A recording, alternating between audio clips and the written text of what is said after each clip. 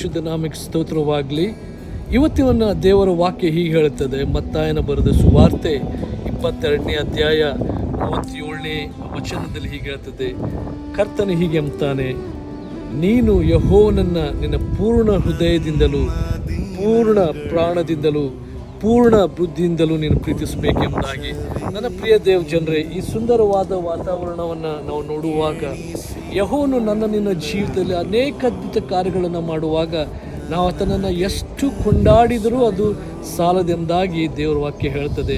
ಹಾಗಿರುವಾಗ ಪ್ರತಿನಿತ್ಯ ನಮ್ಮ ಜೀವಿತದಲ್ಲಿ ನಾವು ಯೆಹೋವನನ್ನು, ನಾವು ಆತನ ಸೌಂದರ್ಯ ಸೃಷ್ಟಿಯನ್ನು ನೋಡುವಾಗ ಆತನ ಪ್ರೀತಿಯನ್ನು, ಅದು ವರ್ಣನೆ ಮಾಡುವುದನ್ನು ನಾವು ಅನುಭವಿಸುವುದು ಬಹಳ ಪ್ರಾಮುಖ್ಯ. ಬಹಳ ಗುಬ್ಬಿಗಳಿಗಿಂತ ನೀವು ಹೆಚ್ಚಿನವರು ಎಂಬುದಾಗಿ ಹೇಳ್ತಾನೆ. ಹೀಗಿರುವಾಗ ಎಲ್ಲ ಸೃಷ್ಟಿಗಿಂತ ಮೇಲಾದ ಸೃಷ್ಟಿಯಾಗಿ ಮನುಷ್ಯನನ್ನು ಮಾಡಿ ಆತನ ರೂಪದಲ್ಲಿ ಆತನು ರೂಪಿಸಿ ನಮ್ಮನ್ನು ತನ್ನ ಹೃದಯ ಹತ್ತಿರದಲ್ಲಿ ಇಟ್ಟುಕೊಂಡು ಇಷ್ಟಾಗಿ ನಮ್ಮನ್ನು ಪ್ರೀತಿಸಿರುವುದರಿಂದ ನಾವು ಆತನನ್ನು ಪೂರ್ಣ ಹೃದಯದಿಂದ, ಪೂರ್ಣ ಪ್ರಾಣದಿಂದ, ಪೂರ್ಣ ಬುದ್ಧಿಯಿಂದ ನಾವು ಪ್ರೀತಿಸೋದು ಅದು ಎಷ್ಟೋ ರಮ್ಯವಾದದ್ದು. ನನ್ನ ಪ್ರಿಯ ದೇವ ಜನರೇ, ಈ ವಾಕ್ಯ ನಿಮ್ಮನ್ನು ಆಶೀರ್ವದಿಸಿದೆ ಎಂದಾಗ ನಾನು ನಂಬ್ತೇನೆ. ಶಲೋಮ್.